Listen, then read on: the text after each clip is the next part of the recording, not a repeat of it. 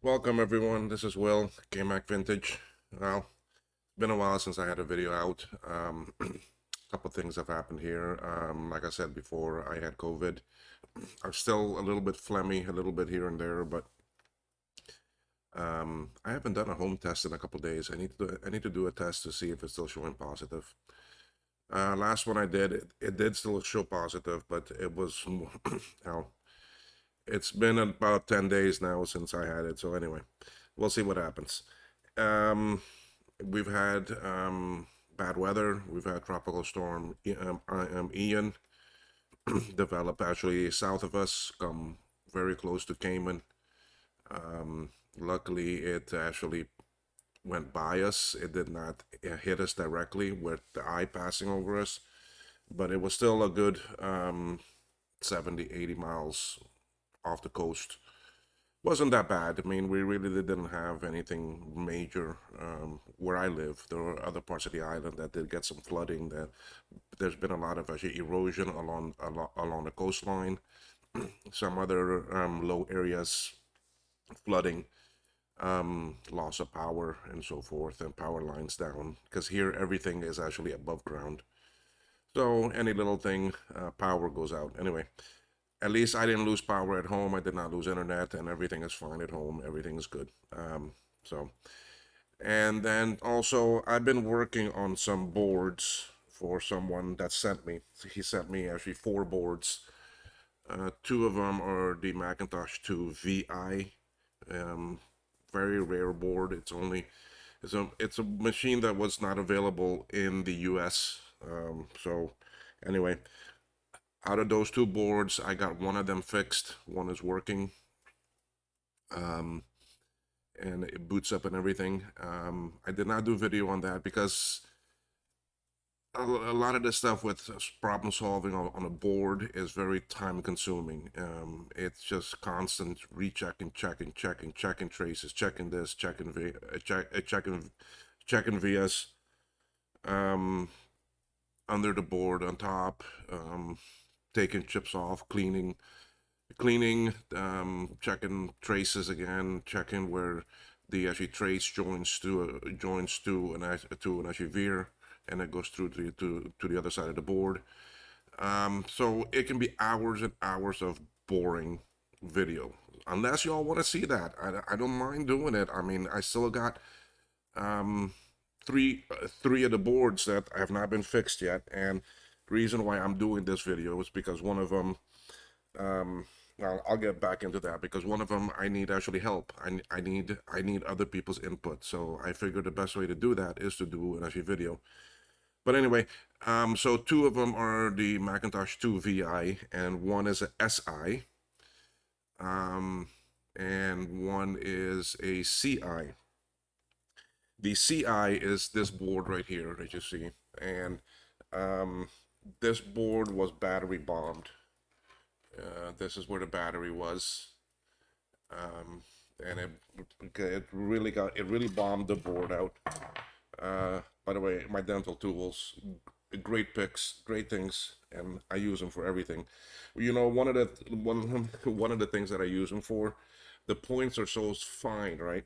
So I take two of them and I join them to my, I just clamp on my actually meter like this, and then I have a very fine point under the microscope that I can go and test with, and really good. And the fact that the point is a little bit sharp, some of these traces that are coated, I can just put it on and push a little bit, and I'll get contact. So I don't have to strip a lot off of the trace. So great thing. I love it, and the fact that some of them some of them have a bend like I see this, so I can come in and I can come around something.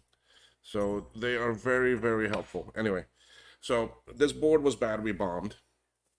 All right, let me move this camera down to here now, where then we can talk a bit better.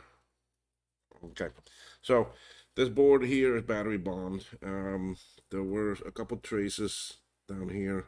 I mean, that's something that I'm still working on. Anyway, the battery was here. There are two diodes here related to the battery. One is in bad shape. They're really not needed because the battery's not being used. So blah blah blah. I'm not too worried about that right now.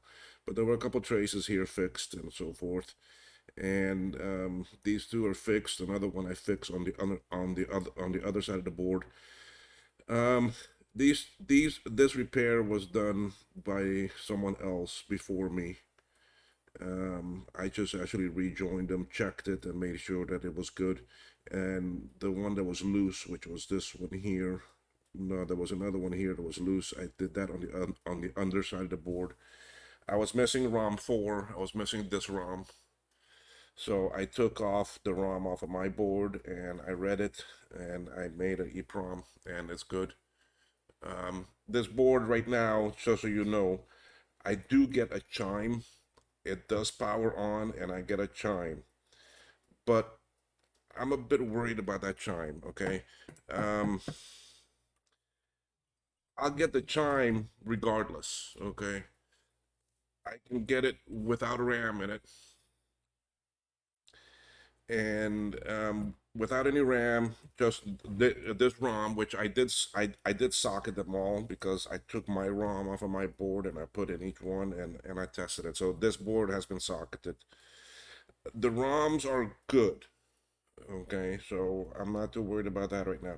But it was battery bombed. Um, so I'm not getting even without memory. I'm not getting the bad memory chime. Okay, that memory is not there. All right. Um, so there was some trace damage here under the board. That's the repair I did there. Okay. So right here there was some more damage. Okay, so I fixed that up. These two are fixed correctly, and I ran one that goes to pin. That is pin. Let me see here. 7. Okay. Yes, this runs to pin 18. It's this. It's the well 16. Yes.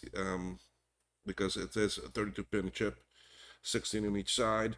So 17, 18. It runs to 18. So I came in and I joined into 18 right here, and I ran up and I ran to where it joins. Then I have another one here that I just fixed this piece here. So that is good. This was already fixed before me, and it seems to be correct when I check it with actually my board. Then the other things I fixed was up here in the power section. Okay. Really, there was only one trace here that I saw that was damaged, which was this one here coming off of this cap, going to pin number 2 here. And all these other traces here, although some of them look bad in that, there is continuity. I'm starting to doubt one of them because when I got the board, there was a trace here that was repaired, but because there was continuity for the one that was replacing, I took it off, but I may go put it back. Then I found here under by this actually via chip, which is right now missing because I took it off. There were two other points here that were bad. Um, here in yeah, two of them here that were bad that I fixed. There was one here that's questionable about that trace also, where it joins the pad. And I put a solder bridge, I just soldered it across, and it seemed to have continuity. And I'm come back to this via because I didn't like how things turned out. So that's why I took it off again. And I'm going to recheck all of this to make sure that everything is actually good. All right. Over here by the sounds section, um, I keep on looking at the monitor. That's why you see my face going up and looking, is because I want to make sure y'all have a good view. Okay. These caps here, they've all been replaced. All these traces here checked. Okay. Left and right sound chips were taken off, completely cleaned. There's no trace damage here that I've seen. Everything actually tests out okay, so I don't see any problem. Um, even even to the sound chip, to the Apple sound chip control, um, I I did not take that off, but I did check all the traces coming from it. Okay, and I checked here also all of these, all of everything here I've checked out, and I have continuity. I don't see broken traces. I don't see anything bad there.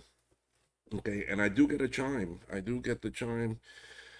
Um, so, and then the other thing that I'm getting from this board is that it doesn't seem to finish the boot cycle. Okay, so I don't know if anyone else has come across that or has some input.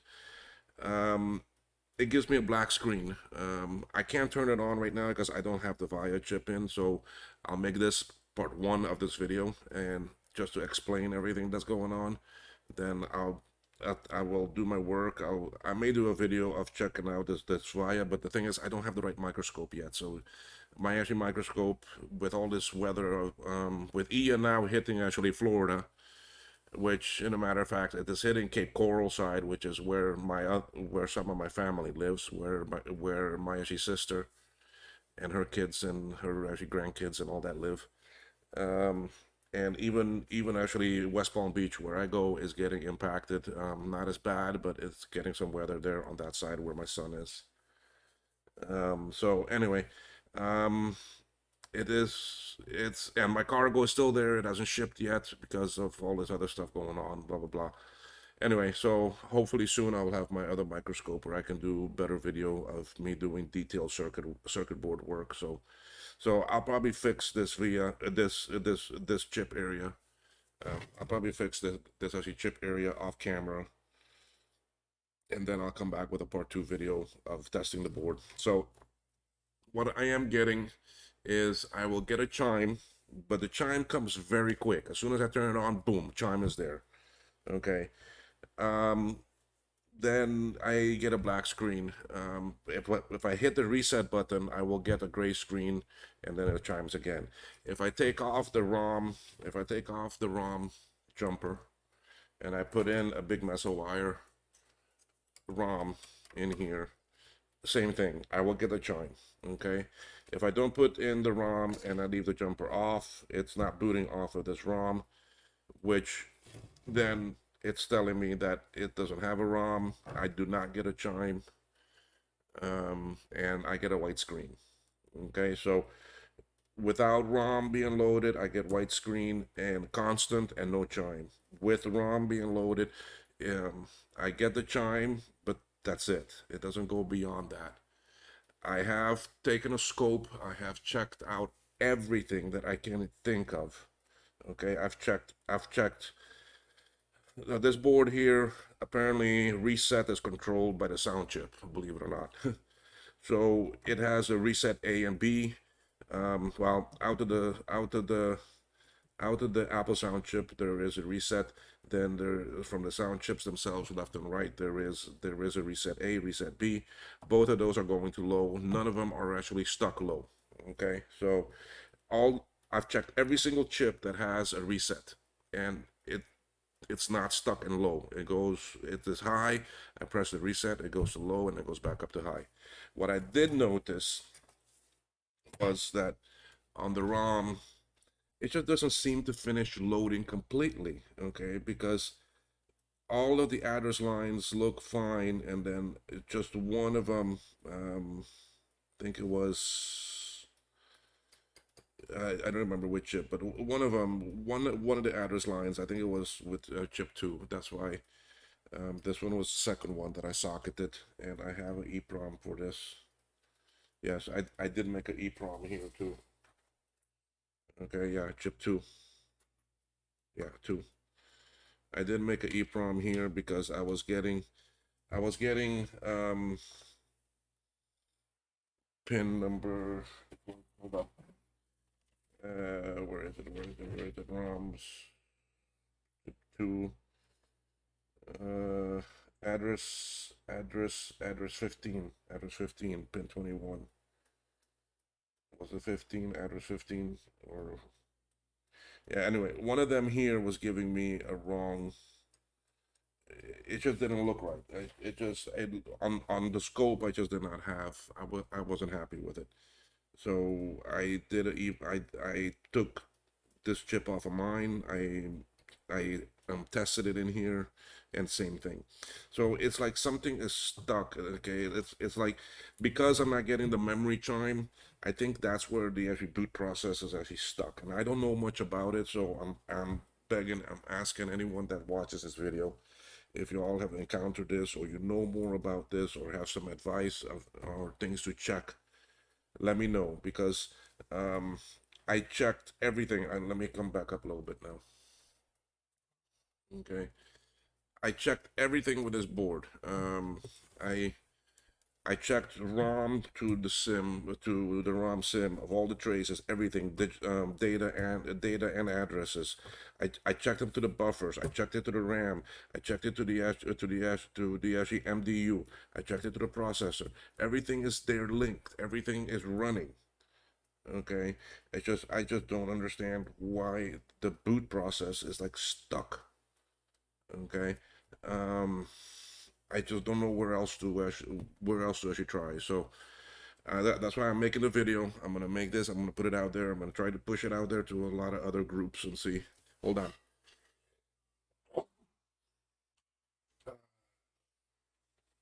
Yeah, sorry. I'm still sneezing. I'm still not 200% well. Anyway, so um, give me some feedback. Give me. I want comments back. I want information. If you want to, you can email me directly at actually kmac vintage CAYMAC and then vintage at gmail.com. You can send me information there. Just I want to solve this board. I've been working on this board for about 4 days now, and I really want to see where the problem is. I do think here where the battery bomb was is all good because, like I said, the ROM is booting to a certain point. Okay, I've even checked the actual the signals of chip actually enabled and the actually OE signal. I've also checked those. They are going correctly. Um, and I look at the boot process of when these chips are coming up, when the machine is powering up, the address signals and the actually data lines are all good. They each have their voltage, so the ROMs are working. I'm pretty sure. Matter of fact, I mean, well, there are two things with the ROMs. Okay, one, it could be the board with the ROMs, that there's still something with the board itself, but I'm pretty confident that's good. These ROMs here, I should try them in my board. I haven't tried that, but I can. But I've taken my ROMs and put them here, and I get the same thing. So, I any advice, anything someone can tell me, I would greatly appreciate that. And let's see where we can get with this board. Okay. I thank you. If you like this video, please hit that like button. Um, sub, subscribe to the channel if you haven't done so. Um, and let me know. I mean, I, I can do a long video, and just show you my process of what I'm going through with the boards. I mean, if you want to see, I have.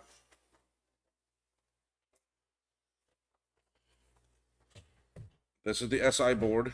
Um, I've had a lot of problems with actually this one. This one too.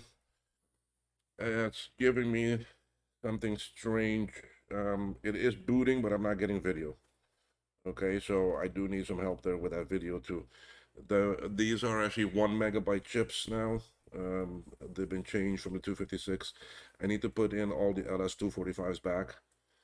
Um, so I do have them. I need to solder them in. There was some damage here, but I'll put those back in and then we'll test it again. So I can do a video with this board, and it's been actually recapped. It's everything else been working. It does power on. It does give me chime. Okay. Then I have, this is the VI board. This is a board not too many people see. Okay. So we have